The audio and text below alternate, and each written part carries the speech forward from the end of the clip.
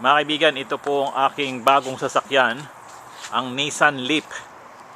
Mga kaibigan, ayan po, Nissan Leaf. Zero emission. Wala po siyang tambucho dahil electric car po siya, mga kaibigan. At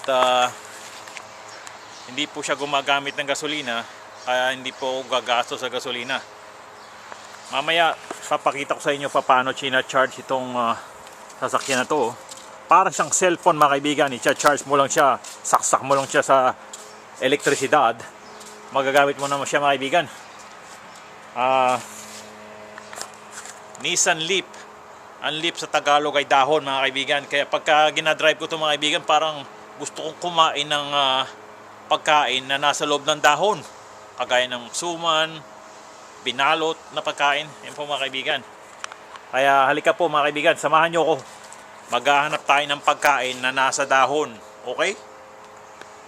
Oo nga pala, bago, gusto ko lang pala mabanggit sa inyo na ang sasakyan na to, parang family car po, mga kaibigan. Hindi ka pwedeng bumili nito na pang forma sa mga chicks, dahil ang mga chicks, ang gusto niyan, mga kaibigan, yung mga sports car. Kaya huwag kang bibili ng ganito kung gusto mong sumikat ka sa mga chicks, kung gusto mong makadali ka ng mga chicks na magaganda, dahil ang mga chicks gusto nila mga sports car. Ito parang ano lang to, araw-araw na idadrive mo kung saan ka lang mapunta. Okay, mga kaibigan, narito tayo sa Louis and Son. Dito tayo bibili ng suman. Sana may suman sila. Tingnan natin, mga kaibigan.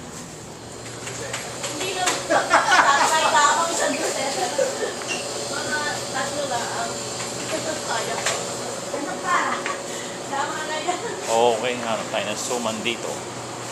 Suman na, ayun. Ayun, mukhang masarap yung suman na yun. Suman sa ibos. Ayan po, mga kaibigan, ang bibili natin. Okay.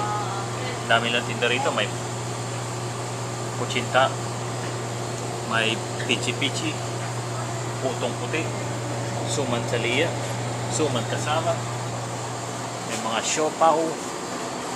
Wow, may nilupak, leche flan, kasaba cake. Kompleto sila rito, mga kaibigan. Pero bibili tayo ng suman sa ibos, yung nakakainin natin. Ito, mga kaibigan, konti na lang ang charge ng ating Nissan Leaf, mga kaibigan.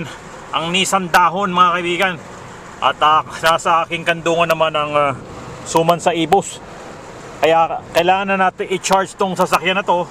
Pero bago natin i-charge, kumain muna tayo ng suman sa ibos para naman may energy tayo sa pagcha-charge ng sasakyan na ito, mga kaibigan. Okay, mga kaibigan, ito na po ang ating suman sa ibos na binili. Ating pong balatan po siya, mga kaibigan. Ayan po, mga kaibigan. Walang kontra, mga kapatid. Ayan po.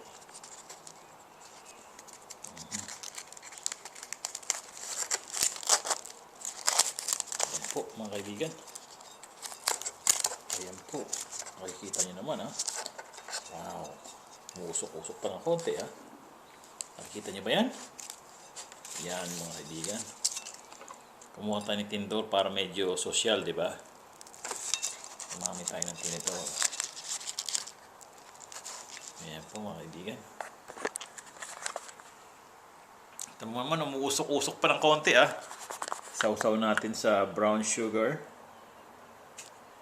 Ayan. And then, kainin na natin.